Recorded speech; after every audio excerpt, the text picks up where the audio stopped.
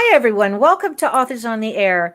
I'm your host, Pam Stack. We're proud to be part of the Authors on the Air Global Radio Network. I'm thrilled that you're with me today, everyone. And I'm equally thrilled that we have a very fascinating guest. Most of you know that I interview in genre fiction. Today is a little bit different. I have a very new author, but someone who's been in the business world for many, many years. My guest today is Martin Sawa. This is his book, The Other Side of Success, Money and Meaning in the Golden State. Martin, welcome to Authors on the Air. I'm thrilled that you can make it. Hi, Pam, and thanks so much for having me. I'm thrilled that you're here. You have a very interesting story to tell. First of all, tell viewers and listeners a little bit about your background. My parents were born in Ukraine in the pre-World War II and during the World War II era. And they lived in DP camps, displaced persons camps in Europe for 4 years before emigrating to the US. And I was conceived in one of those DP camps, but birthed on US soil. And we grew up in a small town in rural Wisconsin. The immigration policy at that time was to disperse immigrants and rather than concentrate them in, the large Ukrainian ghettos in New York and Toronto, Chicago. So that's how I came to be here. Wow. I didn't realize that. I didn't know that when immigrants came over that they were put you were in communities of Ukrainians, correct? That had been the process for the initial waves of immigration in the late 19th and early 20th century. But after the war, it was more dispersion. So we were the only Ukrainians for miles around. And in Wisconsin. Wisconsin. So you were used to the cold, but so that was a good thing.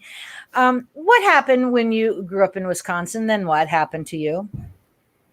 Well, I was fortunate enough to attend a Jesuit boarding school, which just happened to be located near this town. And I learned more in high school than I did in college. And I met some very smart people. And it kind of gave me the confidence to try to make my mark in the world. So I left this town, Prairie du Chien, on the day of my high school graduation and moved to Chicago.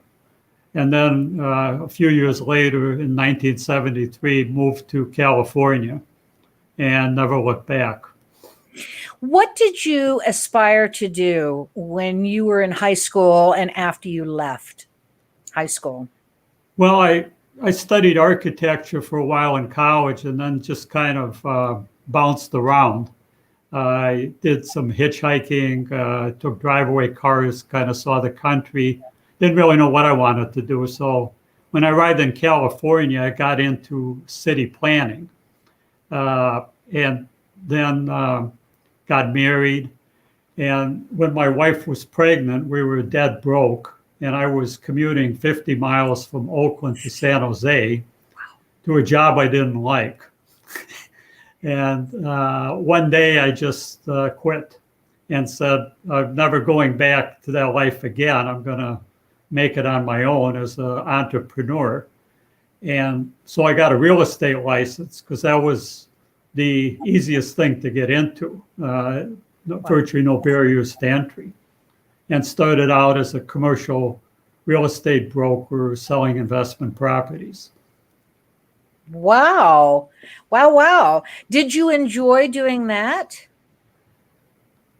Well, I don't know if enjoy is the right word because it's constant stress.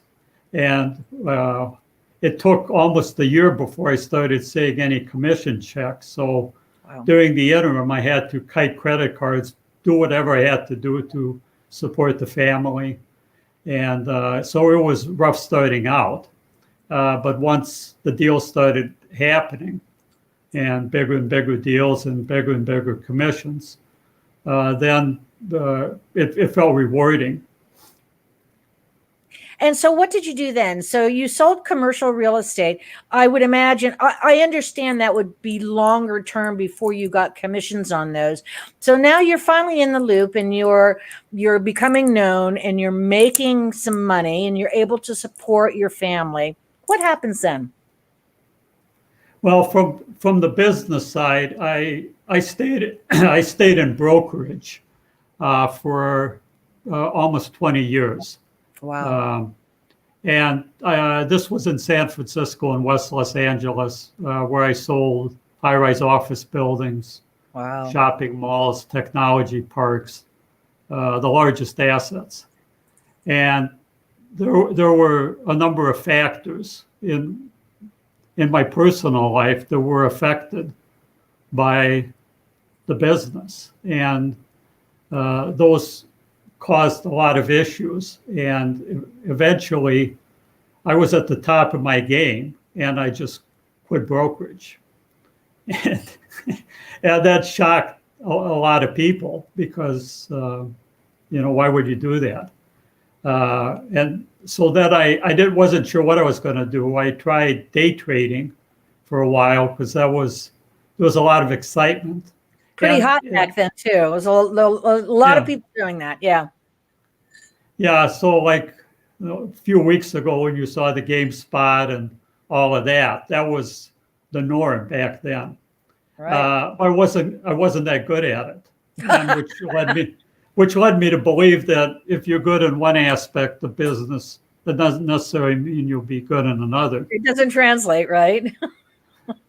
So here I was, and one day out of the blue, a former colleague, we were down in Los Angeles at the time, and a former colleague of mine from San Francisco called and said he had a deal in the city, an office building that was coming up for sale. And as a broker, you get paid if the deal closes, but you don't have the risk of having to put your own money and time and reputation on the line, which you do when you buy a property. So to make a long story short, I decided to get back in the game, and we put the deal together. And now I was a commercial real estate operator. What does that mean? What does that mean? Because operator, to someone who reads a lot of genre fiction, an operator could be a special ops guy or something like that. I know it means something different for you. So explain what an operator is in your world. In real estate, in the world of mega deals, the world that I was trained in, these are large assets that are beyond the reach of any individual investor, right? Or most of them. So the operator is the person who finds an major institutional investor. Could be a life insurance company, or a REIT, a sovereign wealth fund, right, and puts the deal together, and largely with their money, but also putting some in and using their expertise then in a joint venture to own the asset, add value, and ultimately sell it and make a profit. Could be a consortium of investors, or could be a syndicate, or it could be a single investor. Yeah, interesting. You wrote this book at a time that wasn't so great for you. Can you tell us about this book? And I mean, a time wasn't great, and then it got better, I guess I should say. So I want to know about the other side of success and what made you decide to write this, because I know you mentor young entrepreneurs as well. But your book is very poetic in its read. It's almost like reading fiction, because you have a lot of dialogue in there. It's not just a flat story. So I really liked it a lot. Can you tell our listeners and our viewers, and here's your bookmark, what motivated you to write this book, and then give them a little bit of a basic storyline?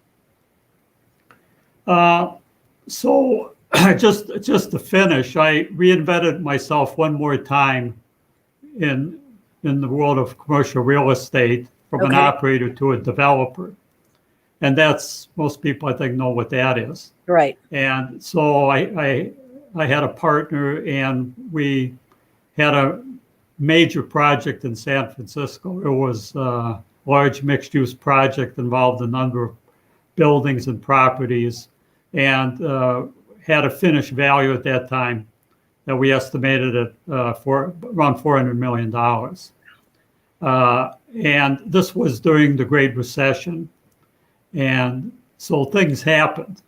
And I'm not going to give too many spoiler alerts here, but I got out of the business in about 8 years ago, and decided at that time that I was going to devote time to things that I hadn't had time to do before, because it's a business that just takes 110% of your time. And that was one of the problems. I couldn't live right in other aspects of my life and still do it. Yeah, your personal life suffers if you give too much to your business life. And so it's finding a balance, correct? Yeah, it's not just, you only have so many hours in the day, but it's a lifestyle that produces behavior that's not always It's not healthy. conducive, Right. or healthy. Sure. Yeah, especially if you're married and have children. And You have to wine and dine and entertain and all the other things that come along with that, right? So yeah, and you think only in a business sense. And if you make money, it's good, and if you don't, it's bad. And so just all the ethical issues. It's just a constellation of factors. So I dropped out, and I didn't know what I was going to do, like a number of points in my life, but then decided I was going to do some writing. So I started out, writing some essays, and then I started writing screenplays. I had never written before, and other than business writing. So I didn't know how to create and develop characters, or the 3-act structure, or any of those things.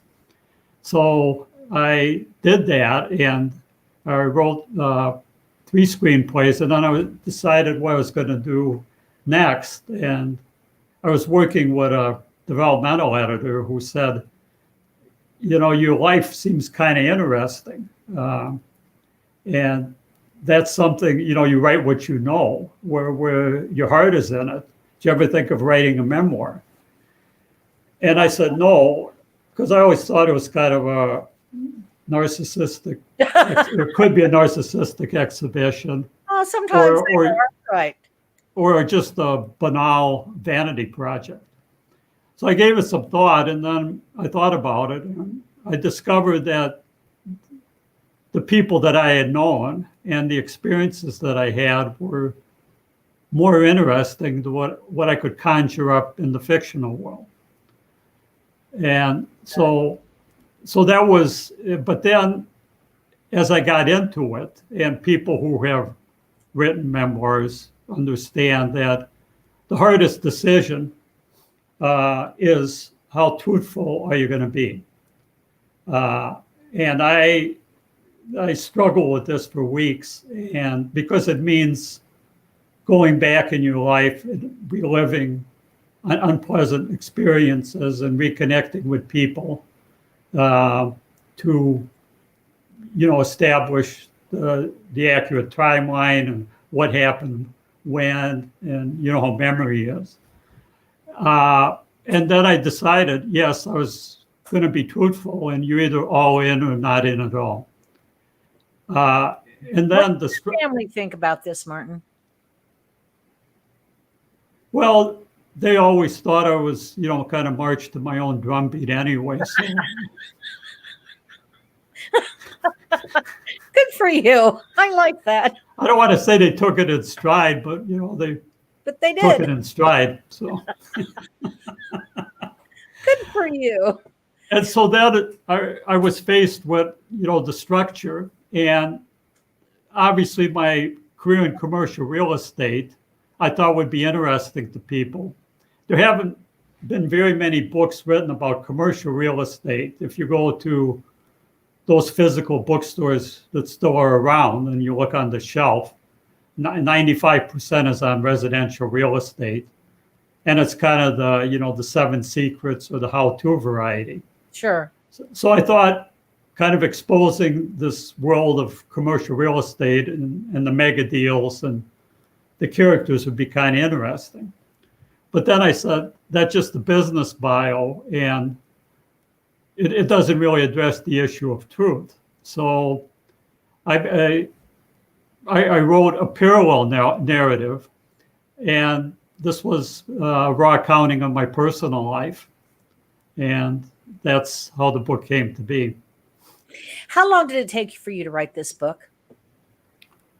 Oh, from start to when I was able to have it ready for final editing and proofing, probably about 3 years. Wow. Was it difficult for you to write this story? Yes. Not the business side, but the personal side. Right. Well, I would imagine that's true. Excuse me, I have a meowing cat right now. So what did you expect when you first started this book? What did you expect to feel or to not feel, or was it cathartic? I mean, what was your expectation for writing the book? There were certain scenes that really were very hard to write because it involved really serious life issues, the traumatic, unexpected death, the spiritual components, things like that. And I had to kind of relive those moments. And that's why I didn't want to do it in the first place, but I just had to do it. Now that the book is done and it's been published, are you glad that you wrote it? Are you nervous about your friends and family reading it? Tell me how you feel now that the book is out. Well, when I started, I could have written all of this for cathartic purposes for myself and just journaled it. Right. So I knew when I started to write that it wasn't just for me, it was for an audience. And so I had to do the best job I possibly could. So at the end of the day, they'll laugh, they'll cry, maybe find some inspiration. And the personal side with the family and close friends, and it was difficult. I had to conduct some interviews because some of this goes back 40, 50 years. I couldn't remember well. And so like some of my stepchildren, for example, to really create the scene properly and truthfully. But at the end of the day, I was surprised because one of the first early readers was my grandson, now 14. Really? And he's a voracious reader. Yeah, oh. He read Stephen King's It, and he's a very sharp kid. And he gave it a thumbs up, so that kind of legitimized it for the family. Aw, that's wonderful. Now, how do you feel now that it's out? Of course, yeah. Excuse me. Of course, you're nervous. It's like you can be in the movie industry. You can be Steven Spielberg, but you never know how the movie's going to play. That's why they preview it in Peoria or Riverside or someplace, right? And then make edits and changes depending on the audience reaction. You just don't know. You just don't know. So I had some ARC readers and beta readers, and that was very helpful. Yeah. And it gave me a sense that the book worked. The sort of the two parallel narratives And they said it, was fast-paced, easy to read. And at the end of the day, my instructions to them were, I only want you to read until the point where you get bored or bump, and then just set it down. It could be page 1, page 50. Just let me know how far you got. And I don't want you to read anymore, because I don't like to read a book I don't like. Really good thing to do. That's a really important thing for you to tell your beta readers, because you need to know if you're losing them. Yeah, exactly. And how to get back on track again. Very smart of you. Yeah, I beta read a lot, and I'm always surprised when the writer doesn't ask me questions afterward. I think it's important to have feedback. Is this your first full-length book that you've written? Yeah, it's the first full-length anything I've written. So. Well, you wrote screenplays, so screenplays. But a book, 85,000 words, is different than a script of 20 or 25,000 words. So. That's true. Would you like to write another book? Yeah, I right now I'm just focused on the marketing and doing these kind of interviews, which I really enjoy. Publishing has become so virtual that I could be a fictional person. No one would ever know. They see the book cover, the book description on Amazon, they click. And AI is frankly starting to do some pretty good writing. But so the ability just to interact with people, I just love it. Yeah. Well, it's not like a real book tour, but at least for face-to-face anyway. And so I think that's important. And it's important, I know, for you as the writer to have feedback too. So if you write again, will you write another nonfiction book, or would you like to write fiction? I was always thinking of writing that next script. And the ones I wrote, they were pretty good in terms of my peers. At that time, I was taking classes at UCLA, and then with Corey Mandel, who was one of the best teachers I've ever had. But they weren't on the order of being of the quality that would be picked up, which the odds are like getting hit by lightning. A little better than hit by lightning. So that's always in the back of my mind. One of the book itself contains a multiplicity of stories. Yes, it does. They're like the little Ukrainian, Russian dolls that are nested one in the other. And my stepson, his journey to success, frankly, was a lot more overwhelming than mine. So that may be a story that we'll do. Interesting. Have you always been a reader? Yeah, when I had the time. And even in my business life, there'd be occasions where I would take time outs and read and maybe do some spiritual pursuits, because I always felt that there was something missing and I had to stay on top of things. And particularly in today's day and age, where the information people get are from manufactured visual and audio images on gadgets, and to just not be manipulated, to hone your BS detector. Yeah. Takes a lot of reading. It does take a lot of reading. I agree with you. Do you have a tendency to prefer nonfiction, or do you read any fiction at all? Well, historically, it was almost entirely nonfiction. And then when I decided to do the memoir, I read a lot of memoirs. And there is like fiction that's like, if it's so well written and so moving, even if it's not my genre. I'm not a genre reader. Okay. Where, I devour zombies in space, or, but if I find some that's so compelling, and I research the author and their background to see kind of what their agenda is, and when it all comes together, I love a great novel. But I think memoirs and biographies can be just as exciting as genre fiction, depending upon the writer. If it's not dry, and your writing is not dry at all, I think that books like yours are every bit as exciting as reading fiction. Do you agree?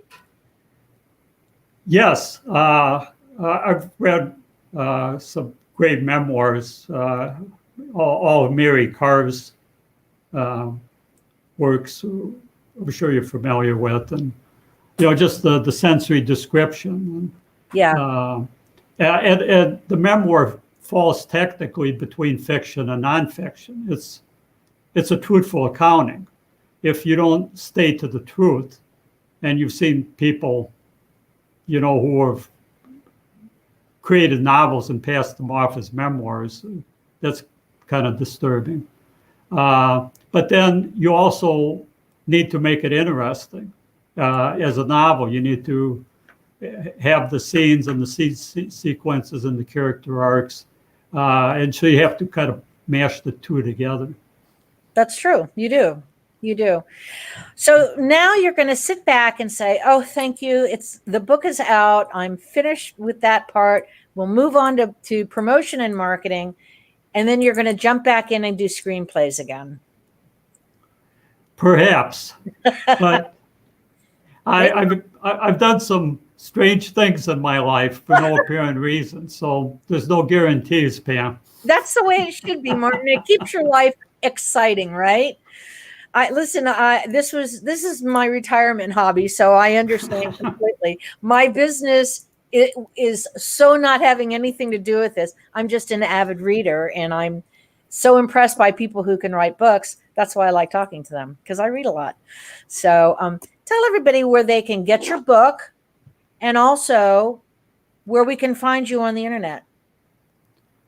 The easiest place to start is to go to my website, which is martinsawa.com.